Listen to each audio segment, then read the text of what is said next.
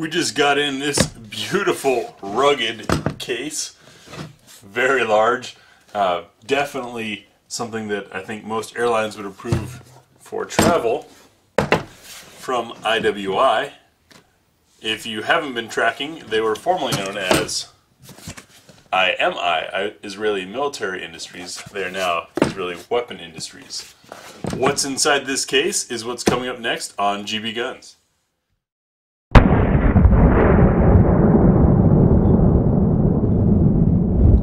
So, this is the J kit for the Jericho, which, as you can see, comes pretty much range ready. You get the pistol, you get a holster, a double mag pouch, 2 magazines, a Maglula loader. These are the type that actually squeeze and depress on the follower, which is great. Cleaning rod, lock. By the back side, you get your owner's manual and a bunch of informationals supporting Second Amendment type things. The owner's manual has excellent full color photography explaining everything you might need to know about this gun. You also get a nice little pull tag for putting on a range bag or something. A very nice presentation. This is the Polymer Jericho. We have a steel one coming as well, and we'll be able to show you the differences between those two. I'll get this gun separated and away from the rest of this, and we'll take a look at the 941 Jericho in Polymer. So the Jerichos were reintroduced in the US a couple years back. I hadn't had my hands on one until the Iraq Vet YouTube Range Day this last summer, which was a great experience, and I was really impressed with it. So wanted to get my hands on one for some review and show you guys. First off, as always, we'll show clear, magazine out, and clear chamber. Now these are available in 9mm, 40 cal, and 45 polymer and steel frames. You might notice it's one of those designs where the slide is riding inside the frame. Our fit up front, nice and tight. Barrel locked in as it should be. We do have 2 rail slots, some serrations along the trigger guard for those who'd like to use that. Very curved trigger, very forward curved trigger. This is a single action, double action. Double action is heavy and consistent. Single action moves the trigger further back. We have a wee bit of take up, a wall, and brake. Reset is there. More take up and a very smooth brake for follow-up shots. Controls, as you can see, are these angled wedges, which is a bit different. They do protrude quite a bit, so easy to get your hands on even when gloved or wet. You might notice that it does have the True Dot tritium sights, which is very nice. Grip has some finger grooves, which happen to fit my hand nicely.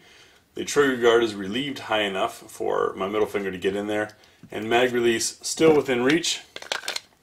Did notice the mags, you really have to slam in there. It's easy to put it in and it holds in, but as you can see when I rack the slide, it hasn't engaged, and if you push the magazine release, it slides out a bit. So you got to jam it in there, make sure you get that click. Let's look for our ejection positivity. And it pops it, so it is kicking it. As you know, I'm critical of magazine releases that just kind of let go instead of kick. Coming on the back side, we've got some rear serrations down where it counts. Smooth up top where the hand wants it to be.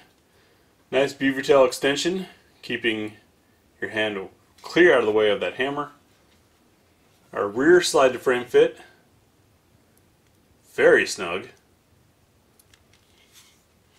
And coming on the right side of the gun, we do not have any right side controls, and that pin sticking out so far is a bit sharp, but that's for the takedown. Takedown on these is a little bit different if you're not familiar with the CZ, TriStar, and IWI Chris family of guns.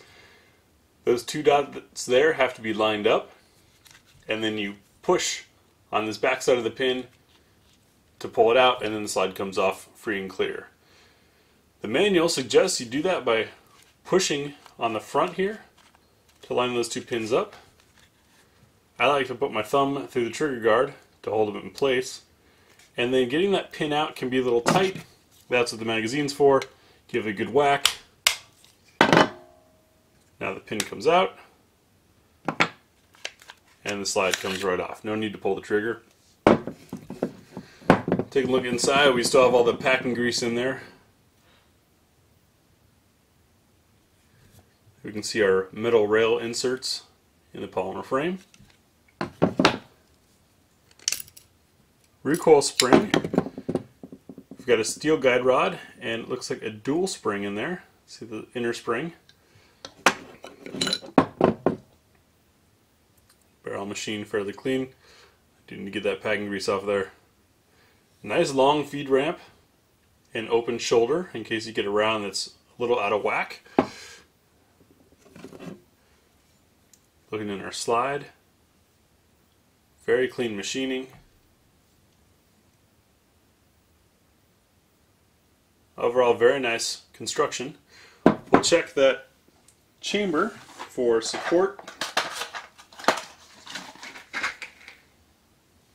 Take our 9mm round, drop it in there, and excellent full support.